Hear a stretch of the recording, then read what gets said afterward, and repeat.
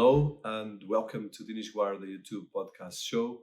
And I'm here again to portraying and talking with global personalities that I'm very passionate to talk, and as well to understand better how we can look at a lot of different things when it comes to the art world and the world in general. So today I'm very excited to welcome to our series Fayez Barakat.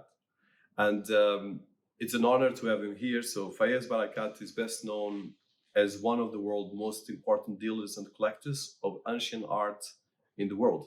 Barakat's extensive knowledge has helped shape key private and public collections. But there is another side to him that is fast becoming apparent. He's as well a prolific and highly accomplished painter who has managed over the last few decades to establish an eclectic and elusive body of work. Barakat is a fifth generation family owned and operated enterprise founded over 125 years ago. Towards the end of the 19th century, the family began amassing a sizable collection of items found in the surrounding hills of their Jordanian farmlands.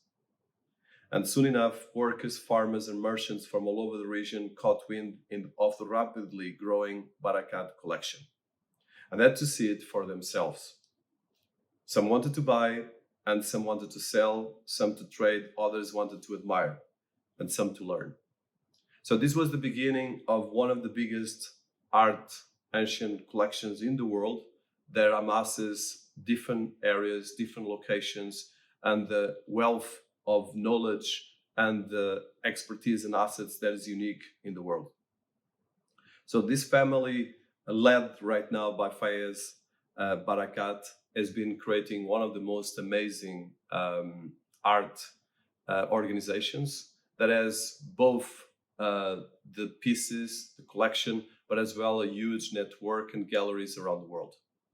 So I have the pleasure to be here as we speak in the Barakat Gallery in London, where we're actually talking with Fayez Barakat about this fantastic collection, about his career, and about his experience. Fayez Barakat, it's an honor to have you here, and I'm very excited to... My pleasure, sir. So let's talk about your beginnings. So you said that you started painting when you were a child, but you grew up in the middle of these you are the fifth generation personality. So tell us a bit about that background. How did that shape who you are, and how do you cope with that? I mean, the beginning of my artist life started at a very early age.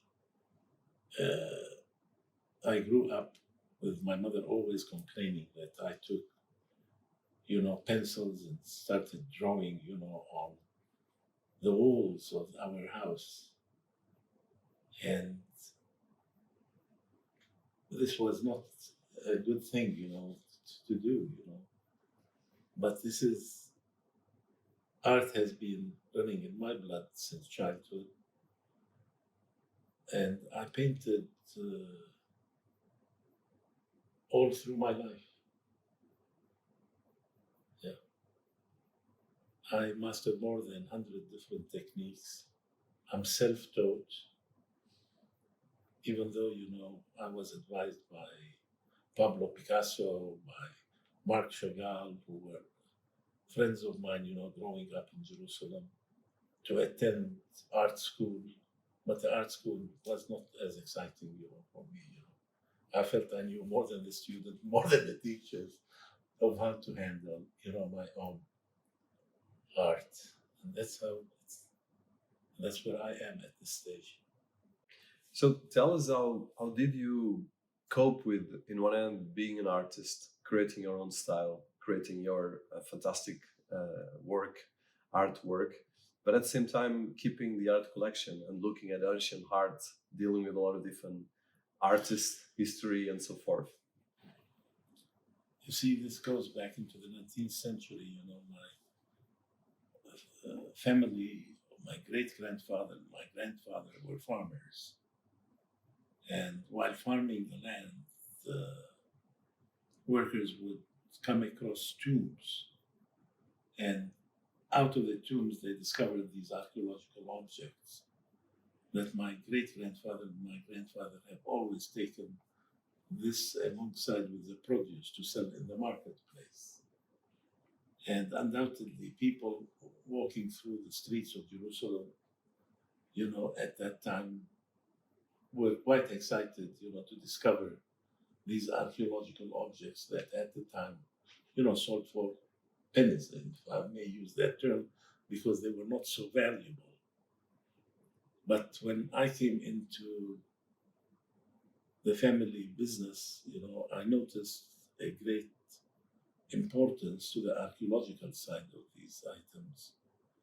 And I visited almost every major museum in the world and learned a lot about the subject and was quite passionate to build the collection that amounts to over 40,000 items at the present time, distributed between different countries and the different galleries, that I own. And I'm very proud of my accomplishments through the years. That's well, and it should be. It's a wonderful achievement, and as well, it's a wealth of here in the gallery we are. We have pieces from different historical periods, different epic areas, and we have a lot of possibilities. We in terms of traveling through time, traveling through art, history, and so forth. So coming back to your work as an artist and your work as an art dealer. So you kept your family work and you build it to a completely international level that is right now one of the most important galleries in the world in terms of art, ancient art. And as well, you kept your work as an artist. So give us a bit how do you played with these two areas? Because I always like to see how the personal part integrates with the passion and the business. You see, I divide my time for the business side of things, which is the thing that is more important, for the family. I represent the family. We are 9 siblings, and it's a big family, that all benefit, you see, out of the business itself. And, when I started in Jerusalem, I started mainly, with the biblical things that we were able, to find. And also, historically speaking, about the Holy Land, we were able, to discover things in addition to the biblical items, Egyptian items, Sumerian items, Syro-Hittite items, Greek, Roman, Byzantine, Crusader, then Islamic material, because that part of the world went through the evolution historically, to cover all these different cultures. So I started at the beginning, with ancient coins, then with oil lamps, then with oil juglets. Then I expanded my interest into sculptures and then started focusing, on particular time periods. And so I cover all the timeline of history, in my collection, which is fantastic now. And I hope, to eventually have most of this material end up in museums. I have worked with every major museum, you could say, in the world through the years that I have been dealing in this subject. So, in terms of your present business, you have the collection, the galleries, with offices and homes around the globe that act as unique platforms. So, you do a lot of tailored events, exhibitions, and intimate encounters that reflect this diversity of different products. Of course. So, tell us a bit how you coordinate these different things around the world, and if you want to explain a bit how you. We have a staff of over 50 people between the different galleries working for me. And even though we are focused on 10 departments of art, but these 10 departments, you see, have almost over 500 subcategories. So we're focusing now on launching digitally, books and films on YouTube, and issue books on each of the different subcategories as a teaching tool for art students, archaeology students, art history students, and all of this is available at the present time online. And for instance, at the moment, so your goal, and for instance, when we look at the Barakat Gallery and all the different galleries around the world, so your goal right now is mostly keep the tradition on the collection. You want to commercialize, and you want to, the aim goal is to take to a museum and put all of this together.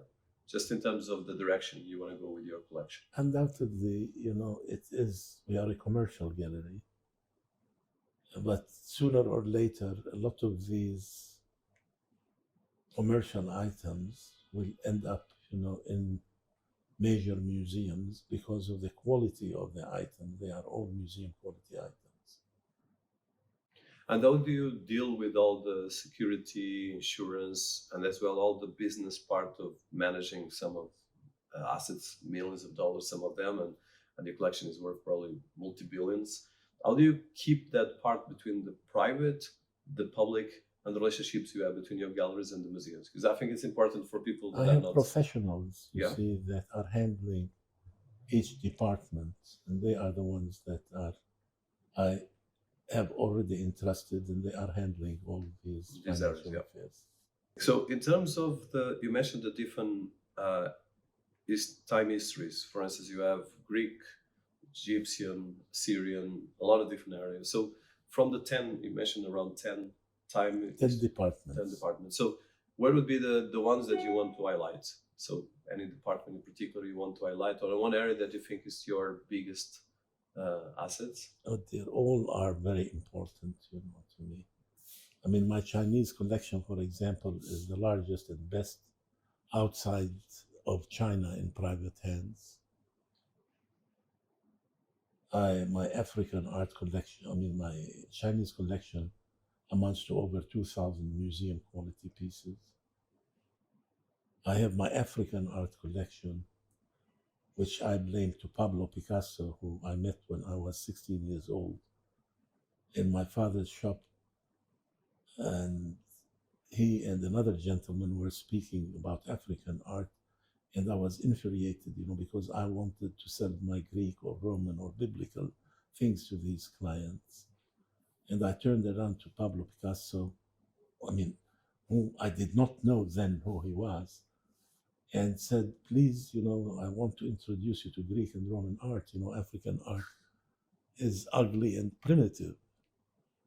So he turned around, and patted my shoulder, and in a very cruel tone of voice said to me, young man, never underestimate art you understand nothing about.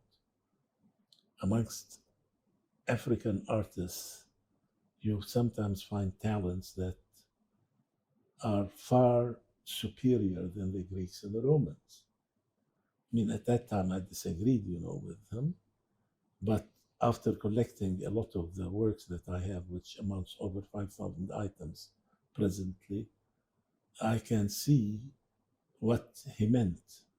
And he mentioned that even though an African artist did not go to school the way the Greeks and the Romans, but there are talents that could produce outstanding works for their traditional and religious and cultural symbolism and significance. So there you go. I have a very important collection of African art. I do have Greek art, I have Roman art, biblical pieces, Sumerian pieces, and Asian items, from Cambodia, from Thailand, from we covered China, I expanded my interest into Hinduism, Hindu art, I cover almost all the major Hindu deities,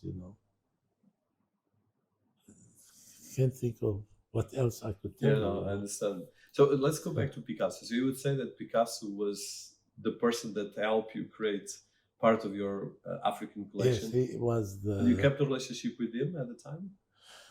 Because you were quite young, yeah. He was one of my favorite clients. You see, in Jerusalem, most of his porcelain collection was influenced by items that I sold him that were, of Iranian origin, of the Amlash and the Luristan cultures, and some of the Syrio-Hittite items. Not only him, even Henry Moore, Marc Chagall, all these important artists have frequented, our gallery, in Jerusalem. And I knew them personally and learned a lot from them. But they were also influenced by the works of ancient art that I sold to them. Wow. Yes. That's impressive. And one question I want to ask on that. So how did you cope this relationship with the biggest art personalities in the 20th century, and as well building your own work as an artist? Because you were painting at the same time. Yes, I mean, there was an influence. After I left to the States, I mean, you speak of modern artists like Andy Warhol or of course, yeah. Michel Basquiat, were frequent visitors, to my gallery, and they have purchased a lot of my Meso-American and American Indian material. And we developed a very good friendship, you see, with them. If I share with you an interesting story, I and Michel Basquiat, I collect ancient skulls, from different time periods. He was very fond of them. So at one time, on one of his visits, he was so impressed by it and that created one of his skull paintings.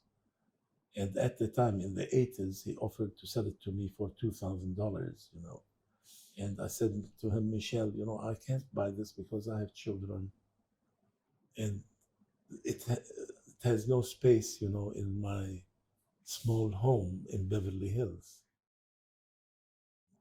A couple of years ago, the same painting that was offered to me by Michel Basquiat for $2,000 fetched 110 million pounds. There was times, you see, I and Andy Warhol, you laugh, about the art that he produced, and I could have bought things for $5,000 to $10,000 from him that are fetching 20 and 30 and $50 million today.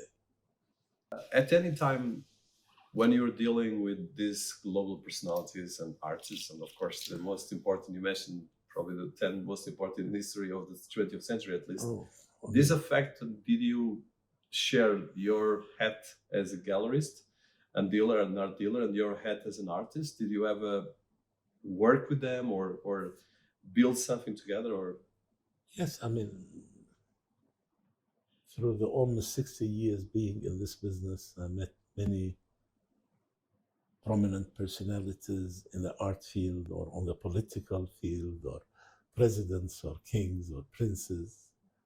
And most of these nice people, were art collectors. And I had the pleasure of meeting a lot of them personally, and build collections for them. Oh, that's impressive. So, and then how did you continue building your art? So you were doing mostly because of... Yeah, the interesting thing, the only dealer maybe in the world that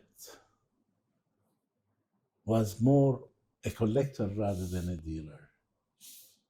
You see, I collected many different categories and never wanted, to sell them. And I only sold the commercial items, to make a proper living out of. And on many different occasions, members of my family, from my father and brothers, you see, they liquidated a lot of their property, to invest with me, to buy works of art. And it proved to be a very good investment, actually. So I'm very happy about it. That's wonderful. So you always kept the balance between your profile as an art dealer, an art expert, and at the same time as an artist. So as I wanted an artist, as an investor, in the arts too. You've been investing as well, so there's a lot of different things. So I want to touch one thing. So from the business that you build, and you mentioned that you continue the collection of your family. And you mentioned, for instance, that when you start, for instance, touching the African work, how did you build that collection? Because it became a quite big. I'm just interested in the history of some of the areas that, for instance, your family had all the Middle East and the Arabic Peninsula experience, but then you start Africa. So you went to Africa, you work with African experts. How do you build these verticals that were new to your family, at least? See, the fact that we had the art gallery in Jerusalem, we were approached by dealers from different parts of the world, bringing their works of art, to sell, because Jerusalem is known to be one of the most important touristic cities in the world. So we dealt with many different areas in the field, and some of the African dealers would come, to the gallery and sell us their works. Then, of course, I did travel to Africa afterwards. There were certain tribes that I was very fond of, and I wanted, to go and be in the area or in the country, to learn more about their traditions and their religion and their ancestor beliefs and their customs was very exciting for me on a metaphysical level, on a spiritual level, and on a ritual level. Yeah. So, touching on that, one of the things that I love in the research I did with you was at a certain point when you were a child, you find the coin from the time of the Emperor Constantine. Yes. And this shaped a lot who you are today. So, can you tell us about that history? About this, yes. I remember myself, I think I was 7 or 8, kicking, the floor, frustrated going to school. And I found that dirty coin and I picked it up and thought, I'd buy a sandwich with it. But, it was not taken because the people, said it's a dirty coin. I had to give me. And I somewhat was disappointed, but afterwards started cleaning it and, to know, what it is. And the teacher saw me, playing with that coin, and he said, "This is an ancient coin. You have to go to a museum in Jerusalem on the second station of the cross and find out what it is." So I went, and as a small boy, knocking on the door of a monastery, they did not want to open the door at the beginning for me, but I kept knocking, until one of the brothers came out, He opened the door, to chase me away. I said, "I have an antique coin." So this, I remember his name. He was Father Speakerman was his name. He was from Holland. He took the coin and cleaned it further and said, "This is 1700 years old. This is a coin of Emperor Constantine, but we have many of them here in our museum." And he took me around the museum and showed me the coins, and I found that very exciting. And undoubtedly, that sparked my love and attention to the history and to the antiquity value, of things in our part of the world there. No, that's impressive, and it's a beautiful story. So, Yeah. What you just mentioned, it touches that you are a unique art dealer and artist at the same time, but you as well an expert in archaeology. You've been working with some of the top archaeologists in the world, and you always put the history, as well the techniques that you need as an archaeologist and as art history as well, and at the same time as an art dealer. So how do you look at all these areas? Because as an art dealer, probably you're thinking, okay, what's the idea, the value of this? But as an archaeologist, you need to look at contextualizing and so forth. So tell us about this, because I think for people that are not so conscious about all the levels of expertise that you are dealing when you're dealing with some of these pieces that are See, as a child, I grew up, I was a little bit autistic, and I was the laziest student in the classroom because I was absent-minded, or I was always focused on the things that I like. Until one day, the vice principal discovered that I had a photographic memory, and because of my photographic memory, he encouraged me, to focus. And be a good student. And in a short while, I was the best student at the school. And at the age of by the age of 13, I had 5 O levels and 1 A level, studied all the curriculum you see, and almost graduated and was offered a Fulbright scholarship by Father James Maguire, who was visiting, the Brothers College at the time. And I was this enigma child as a young boy. But I never made it because the war broke in 1967. And starting from 1967, I joined the family business. But my interest was more the scientific side, medicine and chemistry, and wanted to be a physicist, but I'm very happy that I ended up in the arts. That's impressive how life has these changes and these adaptations. So you're coming back to your history and some of your public information. So your early collections were classical, biblical Egyptian, and later Meso-American and pre-Columbian art.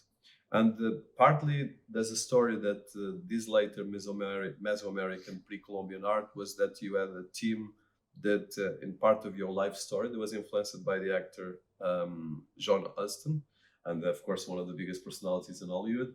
And he was the one that became a friend and influencer for you to go in these directions, but as well to open your gallery in LA. Do you want to talk about this? Because it's another... This is very interesting, As I told you, at the age of 13, I met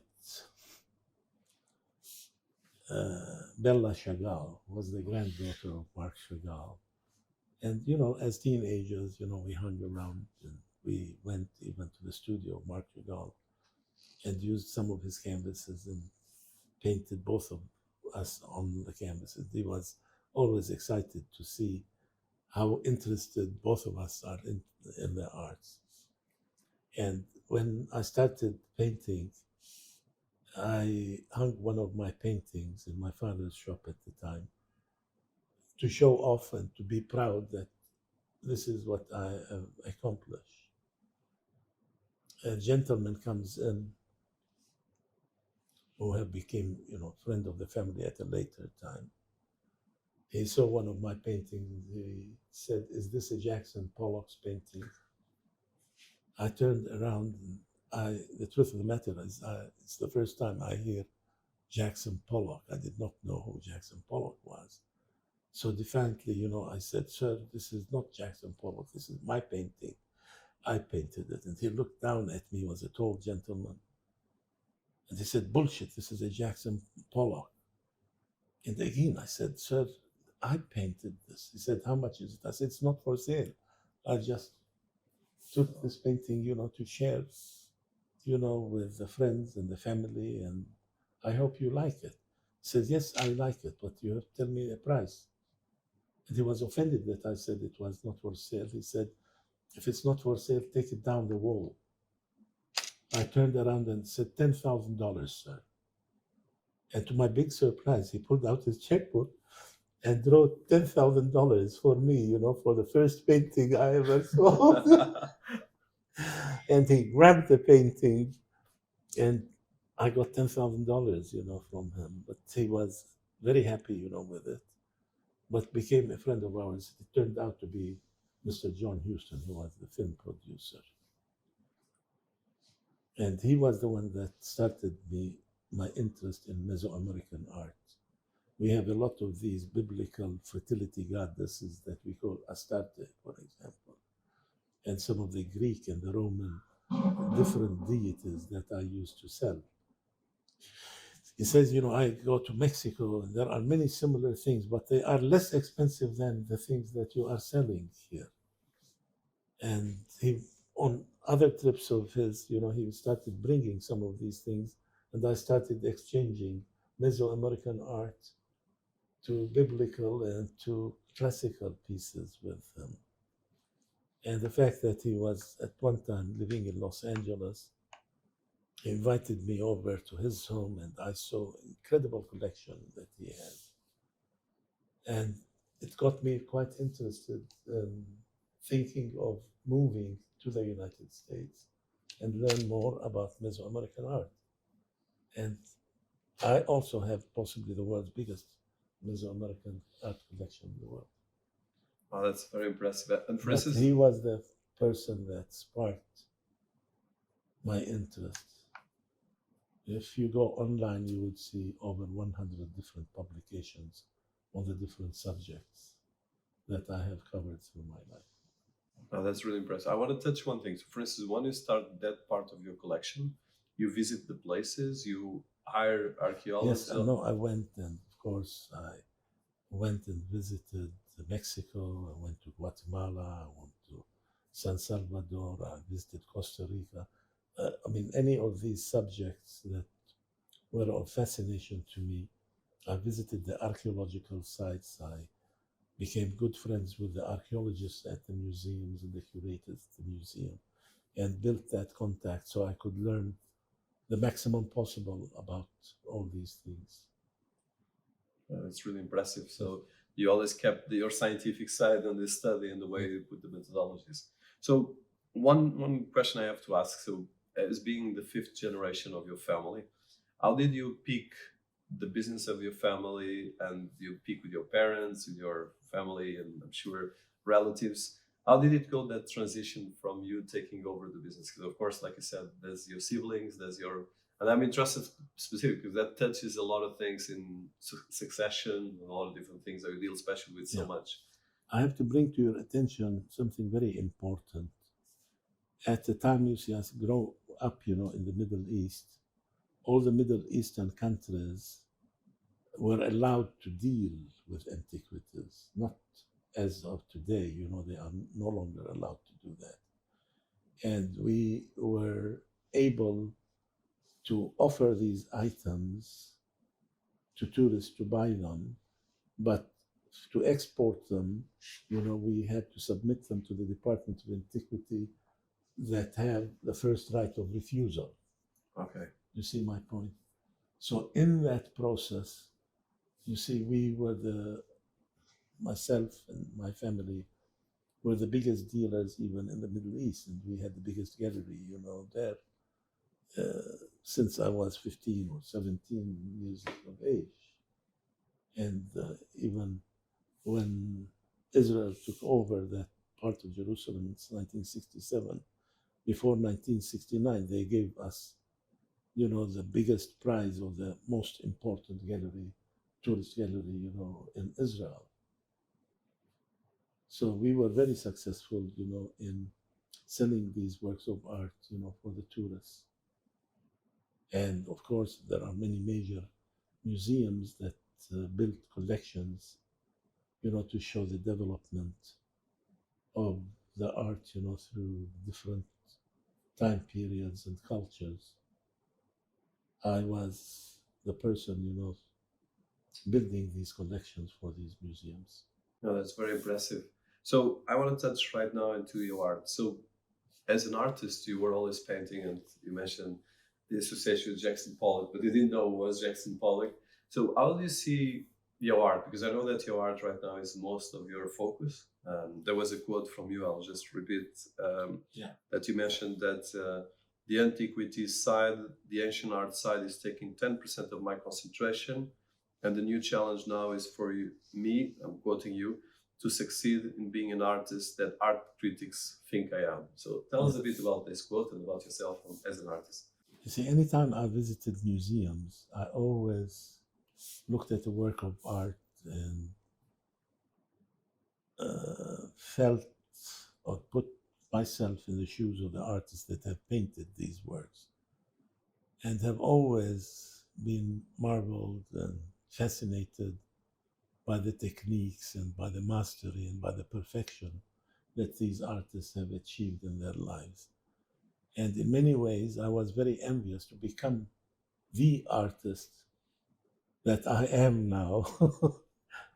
And it's a very challenging position to be an artist, because you strive for perfection, you strive to be different than any other artist, and also at the same time, you try to develop your own school or your own technique in the process. And to do this, you would have to go through the tens of thousands of paintings, that I have covered, luckily, that are filling up warehouses at the present time, in every country that I have a home in. So I have 6 homes in 6 different countries with 6 studios. I wake up early in the morning most of the times, and attack a canvas to do something extraordinary. So I have, at the present time, over 100 digital books that are accessible for the viewers to see the different techniques and the different subjects that I have covered in my paintings. And there I have even 300 videos, on YouTube also, that a lot of the students in the arts, can benefit out of and learn from. No, that's very impressive. So I have to ask you one question on this is, so as one of the world's most prominent art collectors, and the story that touches, I would say, all the 20th century, or at least the second half of the 20th century, and that you have both the contact with the artists that were creating modern art and the history art, and then even picking a lot of collections that at the time there were not so much documentation as we have now, and partly you were responsible for that. How do you look for all these achievements in your career, but as well would be kind of some parts of your life that you want to highlight that were very important moments. You mentioned Picasso, you mentioned John Huston, and of course Chagall, which I think was quite important for you as well as a painter. But give us a bit some highlights of these personalities that you mentioned in history of art. I mean, being in the art field and being a dealer in the art, we handle the work of art, we analyze it, we study it, we research it, we discuss it, with people who are experts, you see, in their own fields on a regular basis. So that has been a passion of mine to develop my understanding and my education constantly because of the different varieties of the different subjects that I handle. There is no dealer in the world that I know of that have amassed as much material as I did through the years, and the quality of the items that I have are quite superior. Oh, that's So you're sitting next to, for example, an iron bull there that have a price of 25 million pounds from the Tang Dynasty. Well, you have objects that I have here that any museum, any major museum in the world would die to have. Oh, that's an impressive, and I love your passion to keep the respect towards the traditions, towards history, conscious of business, but as well the artist side. So let's look at your art. So in terms of your art, most of your art is what you've been discussing about your art, but I want to hear it from your own words, is a sense of experimentation and a sense of spirituality. So can you tell us about your art for people that don't know so much, and as well what drives you? What drives me is to be different, to be unique, to be special, and to shock people. I remember some 10 years ago when I had my gallery in Dubai, my wife came driving my Bentley, and she almost hit the window, I was a little bit agitated. I said, you needed a smaller car. I'll buy you, a smaller car. And it happened that I thought, of painting my own Bentley at the time. And I started painting it and turned it into a work of art rather than a drivable car. And everybody was shocked and got the news. Now it's presently in front of my gallery in the driveway in Seoul, Korea, where we are now the leading contemporary art gallery in Asia. I don't know, if you knew that. We represent all the important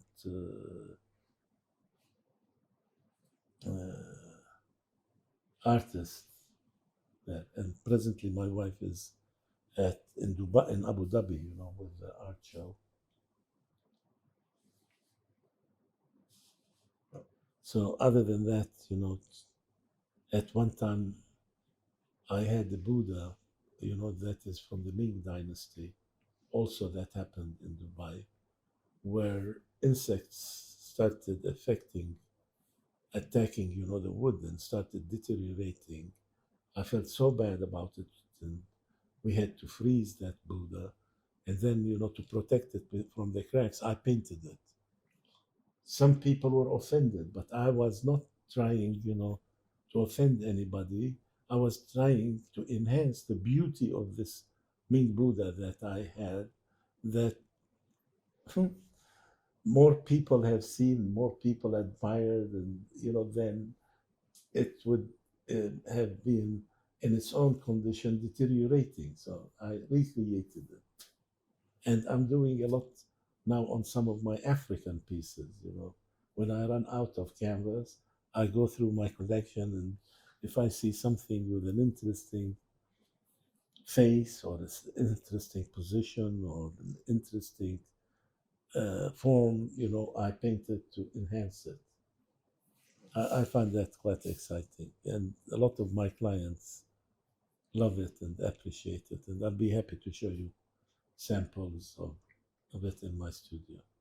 That's very special, and as well it shows your capacity to go from the creation to the as well the history and achieve the different things. Undoubtedly.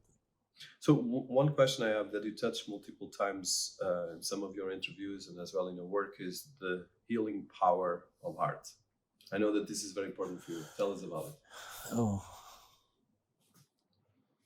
at the present time, in Seoul, Korea, at the University of Seoul Museum, hospital, there will be 100 of my paintings exhibited there for healing purposes. I believe that we as human beings are affected by color, by form, by subject, by theme, and I created a series of paintings, to enhance or to transcend the human mind from one's misery or from one's illness to feel into a better status. And in many ways, it proved to be healing.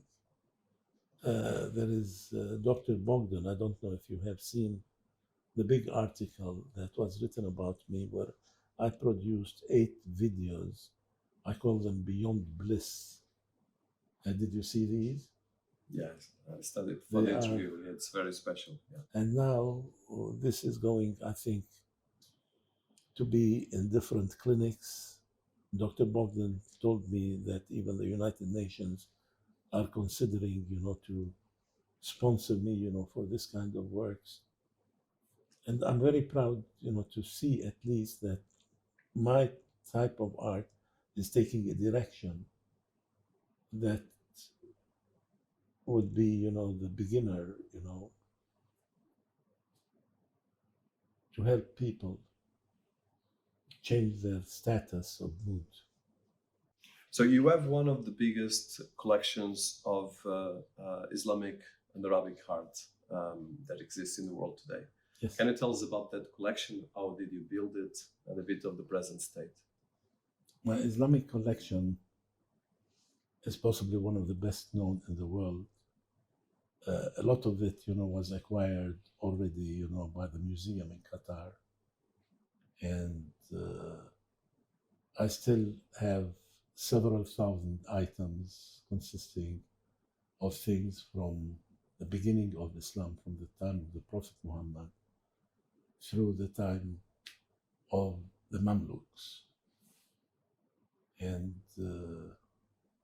I'm very proud of it. One of the most exciting things that I have acquired not long ago, that I'm very excited to share with you, is one of the world's largest Qur'ans in the world, from the time of the Mughals, from the 16th century. and I'd be very happy, to show it to you. Wow, that's impressive. Just one question. So, to build this collection, how did you do the research and where you kept it, and how do you build this until we have it now? Different people from different countries have always approached me, to send me these items. So I'm very well known through all the world on a daily basis. I have middlemen or dealers that come across important works of art. They send me pictures of them, and I buy them either online, they send them to me by post, or many of them come travel if they're very precious, to sell them to me directly to here. Fantastic. Yeah. And from this Islamic art collection that you've been collecting, and which is quite considerable in assets, you intend to build a specific event or a specific exhibition with this material? Definitely, we hold exhibitions in each of the different galleries on different subjects. We have presently, and it's accessible. 3 months ago, I held an Islamic art show in the gallery in Seoul, where we featured a lot of things relating to the Kaaba, and gifts that were offered by the Turkish sultans through the different time periods,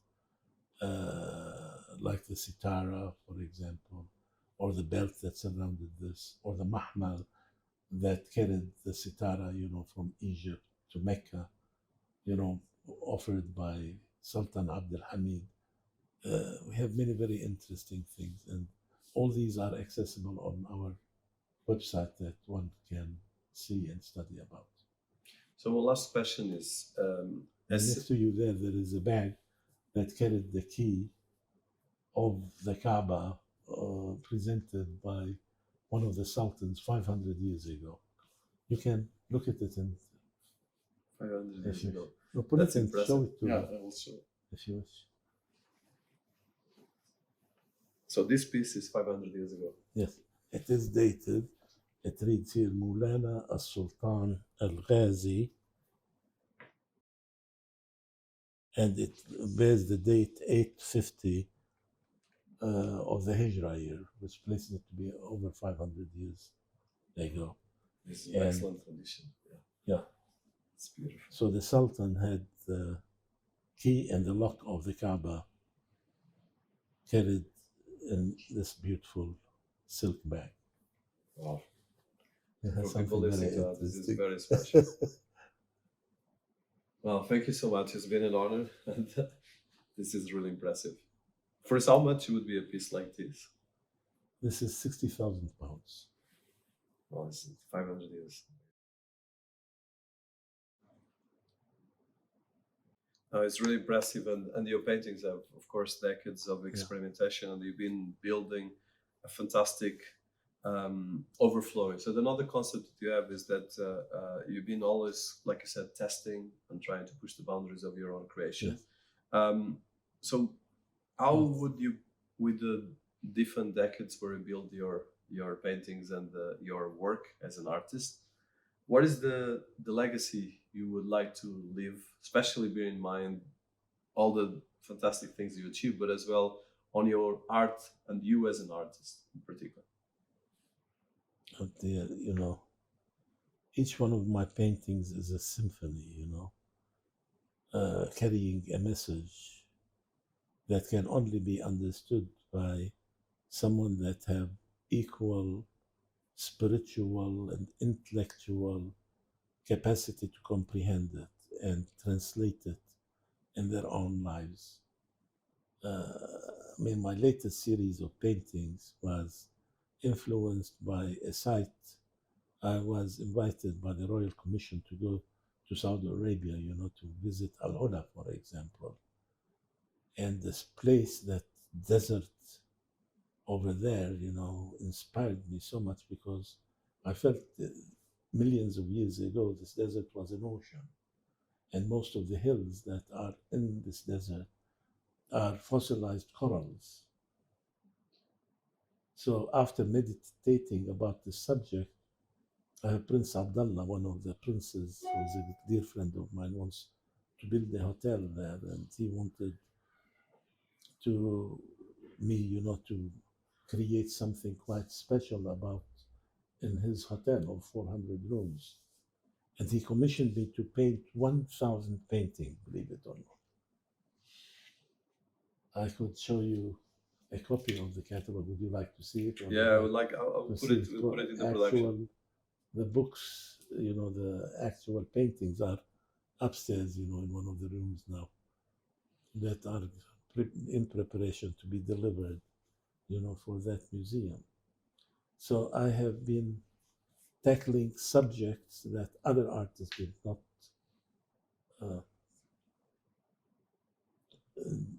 deal with or painted. I mean, 20 years ago, I remember painting a theme of paintings in my museum in Jordan about the stars and the galaxies. Some of my paintings that I painted in oil had over 10 million articulated dots. But they are fairly large size paintings, they're 2 meters by 2 meters. And a friend artist of mine, after this telescope, took pictures, you see, of the stars and the galaxies.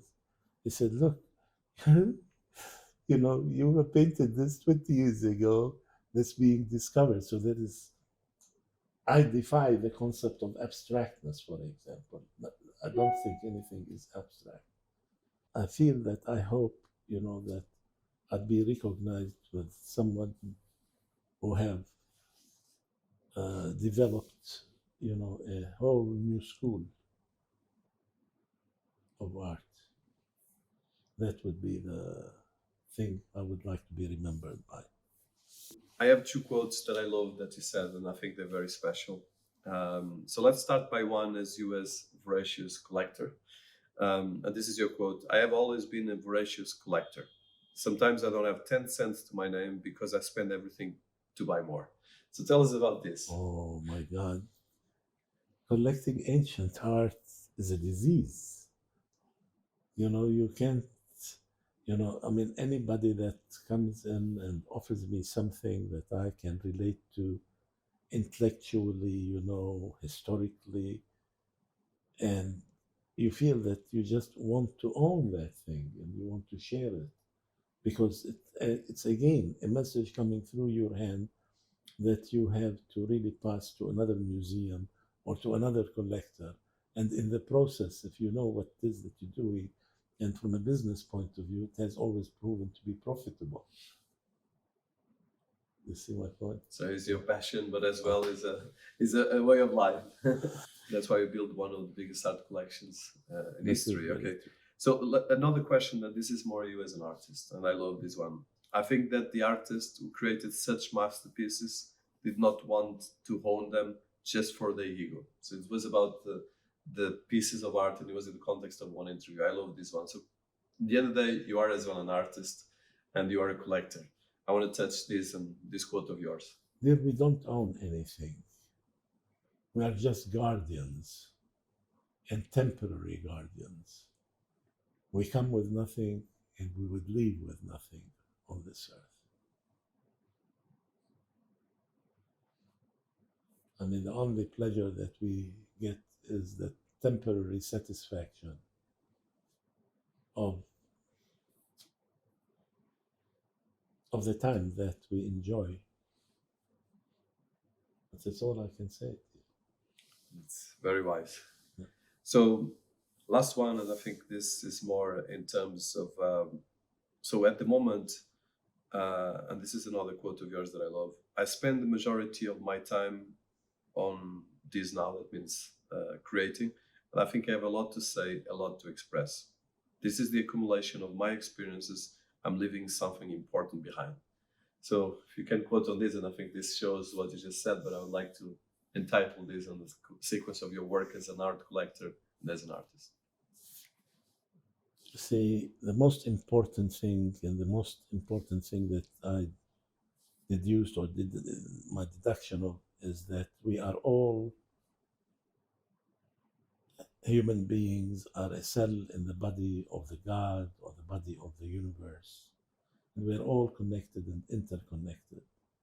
And I pray for peace